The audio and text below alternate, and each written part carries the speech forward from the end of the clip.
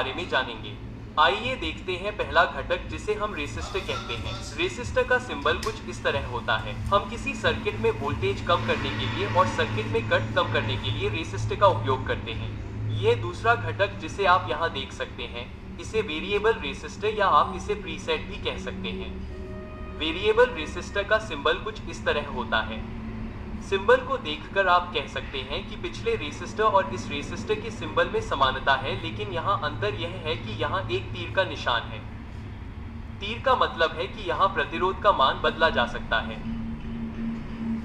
यहाँ प्रतिरोध का मान बदलने के लिए आपको स्क्रूड्राइवर की मदद से यहाँ दिए गए इस रोटरी स्विच को घुमाना होगा।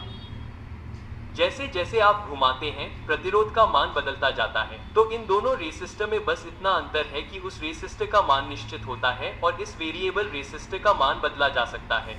हम इस वेरिएबल रेसिस्टर का उपयोग उस सर्किट में करते हैं जहां हमें संवेदनशीलता को नियंत्रित करना होता है। यानी अगर हम किसी सर्किट में रेजिस्टेंस की वैल्यू चेंज करना चाहते हैं तो हम इस तरह के वेरिएबल रेसिस्टर का इस्तेमाल करते हैं। अब यह तीसरा कंपोनेंट जो आप यहाँ देख सकते हैं, इसे कैपेसिटर कहते हैं।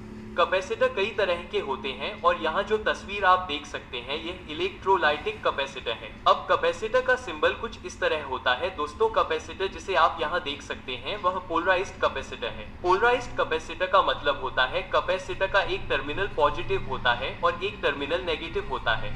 अगर हम यहाँ पहचानना चाहते हैं कि कौन सा पॉजिटिव है और कौन सा नेगेटिव है, तो इसके लिए आपको इस कैपेसिटर में लेग देखना होगा। वहाँ एक बड़ा लेग होगा, बड़ा लेग पॉजिटिव होगा और इस कैपेसिटर में एक छोटा लेग होगा, वह टर्मिनल नेगेटिव होगा।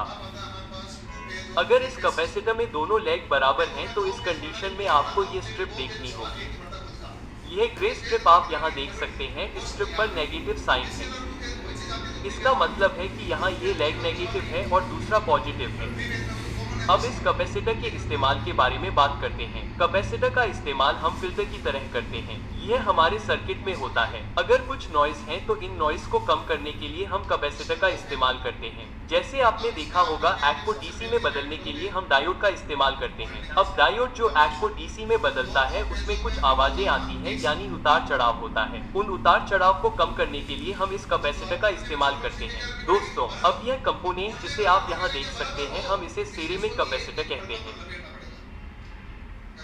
इसका सिंबल इस कैपेसिटर की तरह बना है जैसा मैंने आपको अभी दिखाया था। उस कैपेसिटर के एक प्रकार में से एक सिरेमिक कैपेसिटर होता है। उस कैपेसिटर और इस कैपेसिटर में बस इतना अंतर है कि उस कैपेसिटर में पोलराइजेशन होता है, यानी पॉजिटिव और नेगेटिव होता है, लेकिन इस कैपेसिटर में न पॉजिटिव है न नेगेटिव। इसका मतलब है कि आप इस कैपेसिटर को किसी भी तरह से कनेक्ट कर सकते हैं। जैसे